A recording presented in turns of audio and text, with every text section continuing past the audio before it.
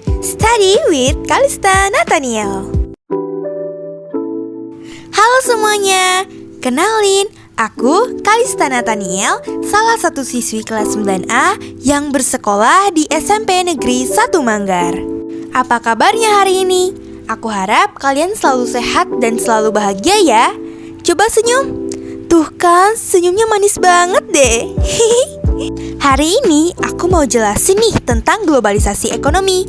Namun sebelumnya kalian tahu nggak sih apa itu globalisasi?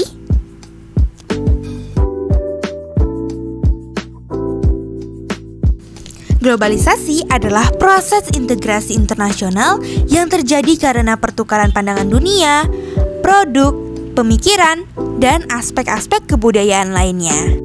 Nah, teman-teman tahu tidak kalau globalisasi itu mempunyai 5 bentuk. Apa aja sih bentuk globalisasi?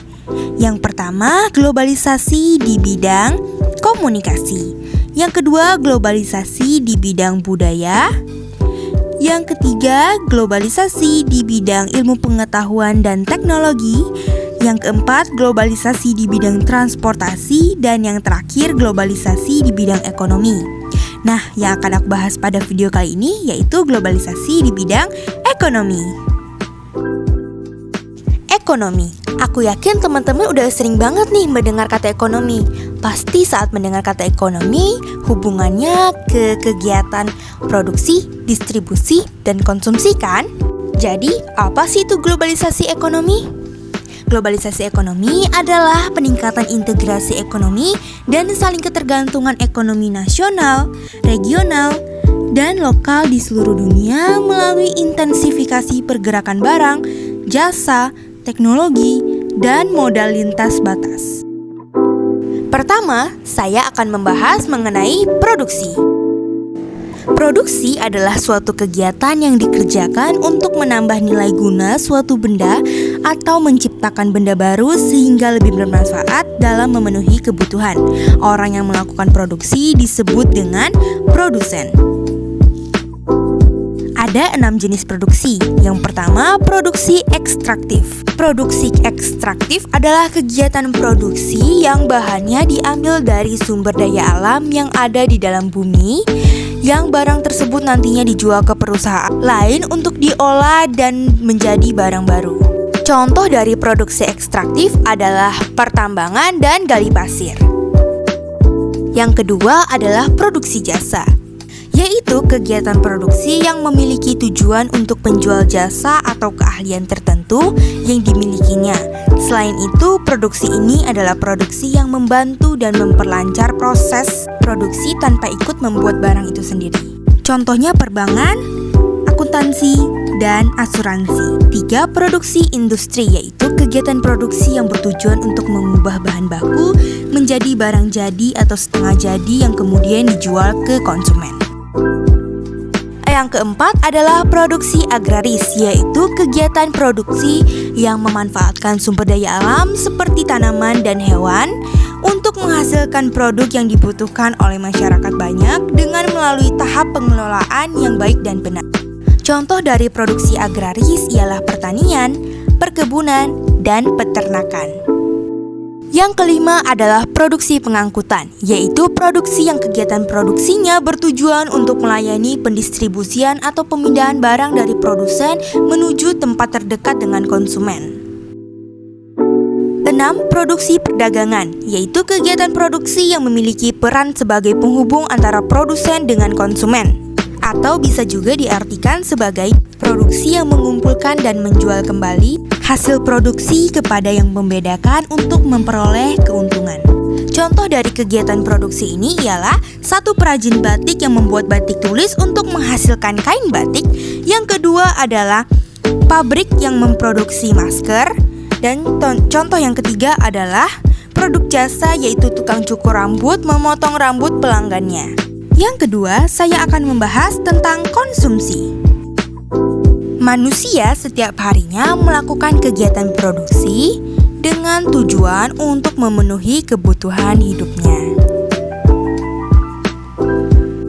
Apa itu konsumsi? Konsumsi adalah kegiatan yang bertujuan untuk mengurangi atau menghabiskan daya guna suatu benda, baik berupa barang maupun jasa, untuk memenuhi kebutuhan dan kepuasan secara langsung. Kegiatan konsumsi bisa terjadi ketika produsen menjual barang atau jasa langsung kepada konsumen. Bisa juga kegiatan konsumsi terjadi ketika konsumen membeli barang atau jasa dari distributor. Ada 3 jenis konsumsi. Yang pertama, konsumsi rumah tangga. Yang kedua, konsumsi perusahaan. Dan yang ketiga, konsumsi negara. Yang melakukan atau pelaku konsumsi dinamakan dengan konsumen. Contoh dari kegiatan konsumsi ini ialah 1. Anak sekolah yang membeli alat tulis di toko buku. Yang kedua, membeli makanan di warung. Dan yang ketiga, memakai atau menggunakan Netflix Premium.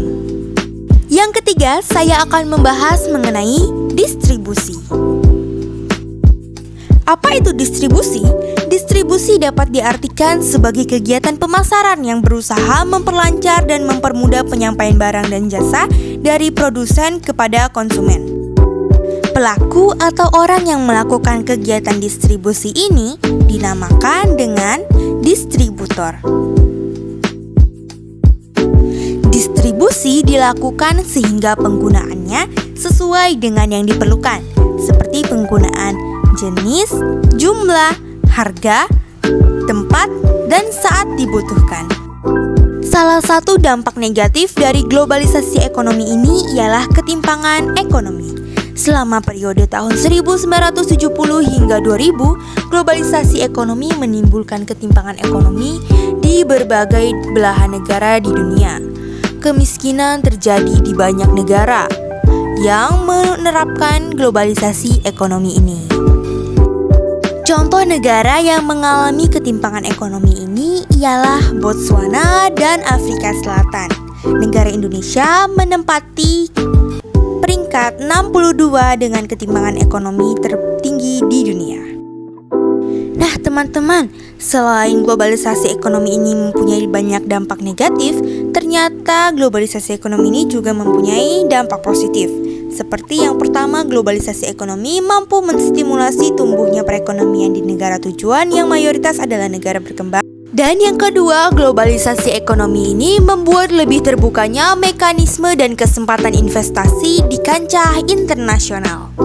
Adapun beberapa ciri-ciri yang menandai terjadinya globalisasi ekonomi ini ialah yang pertama, beroperasinya suatu perusahaan di lebih dari satu negara. Yang kedua, berupaya mencari keuntungan yang kompetitif dan laba semaksimal mungkin.